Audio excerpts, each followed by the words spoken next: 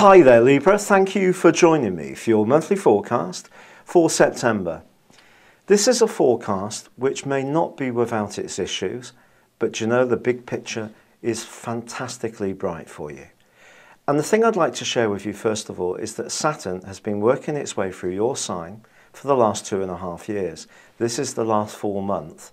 There will be a few days in October, but this is something to really look back on this period of time. It probably has been quite a slog, and you may start this month still feeling psychologically a little bit below par, but it is set to change from the end of week 1. The reason for this is that the Sun and Mercury are gathered in what's known as your 12th solar house. We can feel rather remote from people. When Mercury particularly is in this location, we can feel that people aren't keeping in touch with us. Funnily enough, they can feel that we're not keeping in touch with them. Anxieties can come up. It's possible to think the worst in situations. But there is actually a fantastic link between Mars and Pluto in the first week of this month, which if you seize the opportunity can be really good for you.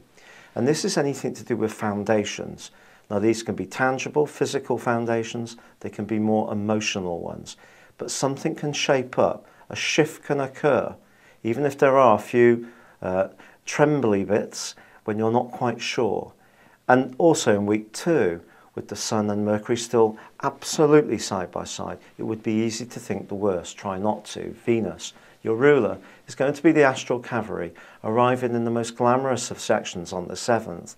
And this is going to do wonders for your confidence and demonstrate to you that even if some people do show that they are fair weather friends, and personally I think you probably chopped out a lot of the dead wood over the last 2.5 years, but if there are still 1 or 2 people hanging around you can't totally rely upon, the wonderful thing is that Venus will teach you the people who are really truly meaningful to you.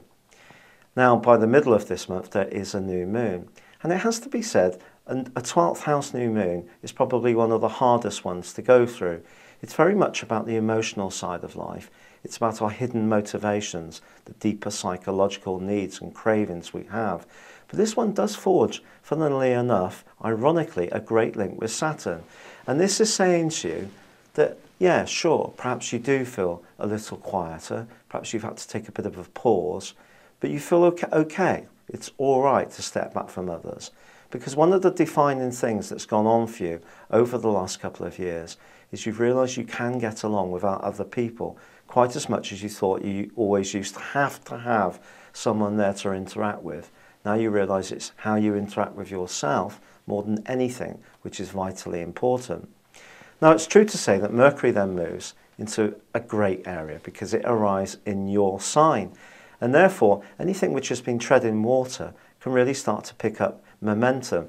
And then Venus and Mercury forge a great link, which suggests that if you need to tell anyone about your ideas, network, reach out, you can do so in the most effervescent, charming, sparkling and intelligent of ways.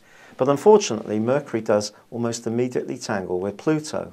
So the suggestion is that as much as you can have these ideas, there may still be someone who tends to sit on your shoulder criticising or stopping you fulfilling your true potential. Or is that you? If there is still some things which are stopping you from moving out of your comfort zone, try to challenge them. By the time the Sun arrives in your sign on the 23rd, you really will start to feel an explosion of warmth and energy and vivacity within yourself. And the last 10 days of this month can be a time when you can really show what you're made of. There is a full moon at the very end of this month, which suggests once more there may be some people who don't get where you're coming from, but now you're much stronger about who you are, and it's what you want that really counts. Not in a grossly egocentric way, but just because you've balanced up from always being the one reaching out to others. You've learned that that's a good thing to do in the right circumstances, but it's reaching out to you that matters most. Thank you for joining me. Good luck. And goodbye for now. Hello, if you'd like a live astrology, psychic or tarot reading on a one-to-one basis, why not link with the people beneath this video, put this link in your browser, and this is my team of psychics. Your live reading starts at a very competitive rate, And also, if you do have a reading and you're just not totally happy with it, we'll give you your money back. You can't really say fairer than that. Thank you.